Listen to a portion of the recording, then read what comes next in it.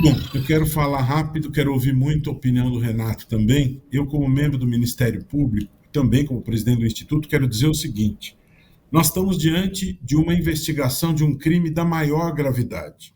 Existem crimes e crimes, investigações e investigações.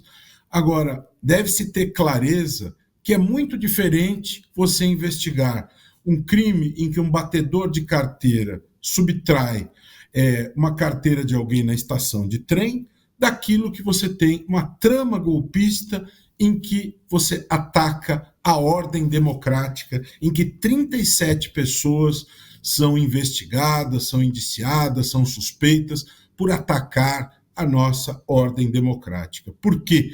Porque os danos sociais, os danos políticos, os danos à nossa democracia são infinitamente maiores. É óbvio que nós temos que respeitar o direito à ampla defesa, o devido processo legal. O que nós temos aí é um relatório da Polícia Federal, que é encaminhado à Procuradoria-Geral da República, que vai valorar estes elementos, pode pedir diligências, em tese pode arquivar e pode oferecer a denúncia, a peça acusatória, é aquilo que a sociedade aguarda. Agora, nós estamos diante de fatos da maior gravidade. Gente detentora de poder, generais com poder, gente de alta patente nas Forças Armadas, um ex-presidente da República eleito pelo povo, gente conspirando contra a democracia, gente falando em matar um presidente eleito pelo povo, um vice-presidente, gente falando em matar o ministro do Supremo Tribunal Federal. Isso é muito grave, isso é muito sério. E eu já ouvi um senador dizendo que querer matar não é crime. Vamos ter cuidado com essas declarações pelo seguinte: em primeiro lugar, não se pode examinar esses elementos de prova isoladamente, não se pode olhar uma árvore, é necessário olhar a floresta toda. Nós temos um conjunto de atos que ocorreram ao longo dos anos que mostram que houve uma série de situações que estão interligadas entre si e nós podemos sim estar diante do crime de tentar abolir o Estado democrático de direito, crime gravíssimo que enseja uma pena de 4 a 8 anos de reclusão, nos termos da Lei 14.197 de 2021. E, além disso, associarem-se mais de 3 pessoas de maneira estável e permanente para a prática de crimes, nos termos do artigo 288 do Código Penal, é crime. Pessoas que se reúnem de maneira reiterada para praticar crimes estão cometendo este crime. Portanto, não vamos nos circunscrever a essa situação dos assassinatos que foram cogitados, mas também vamos falar da abolição ao Estado Democrático de Direito, vamos falar da associação para a prática de crimes e vamos olhar o conjunto da obra. Gente ia a público falando em fechar o Congresso, em fechar o Supremo Tribunal Federal.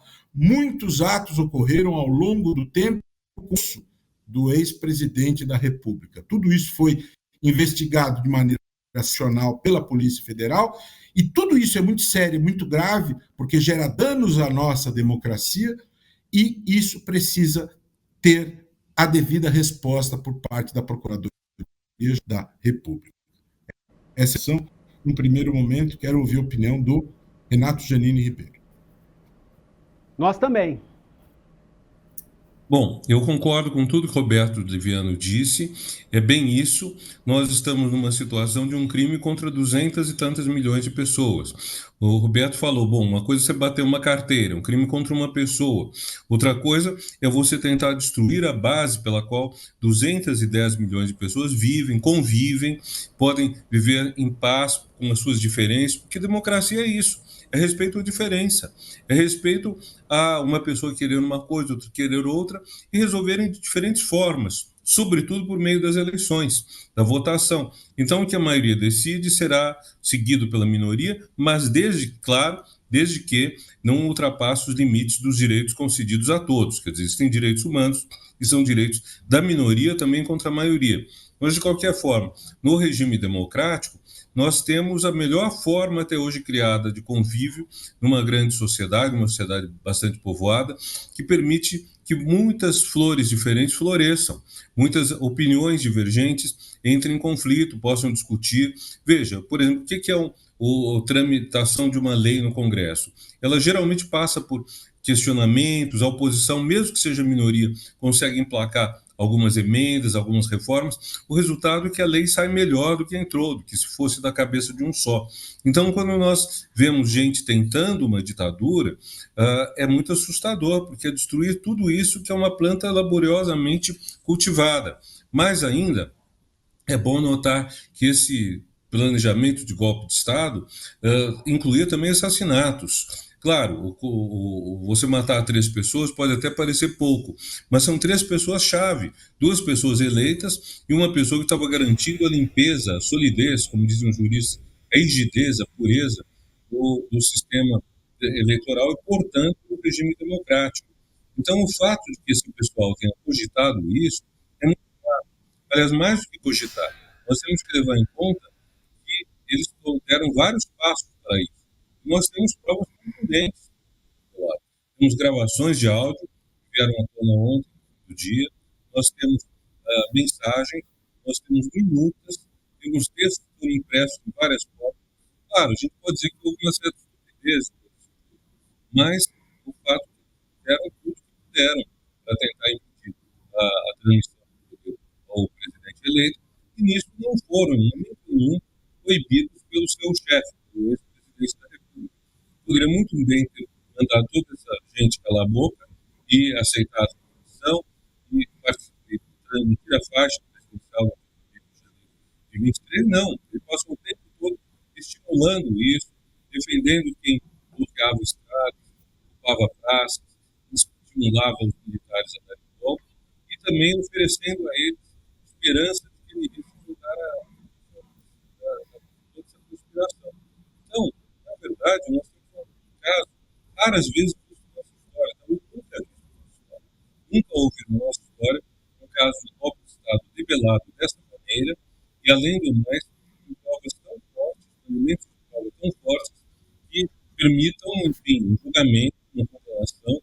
E nesse ponto, o Brasil tem que ser muito sério. O Brasil não pode passar pano.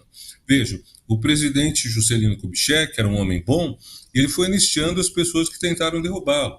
Golpe de Jacareacanga, de Aragarças, antes disso mesmo, a tentativa de Café Filho de impedir a posse do presidente eleito, JK, e o resultado qual foi?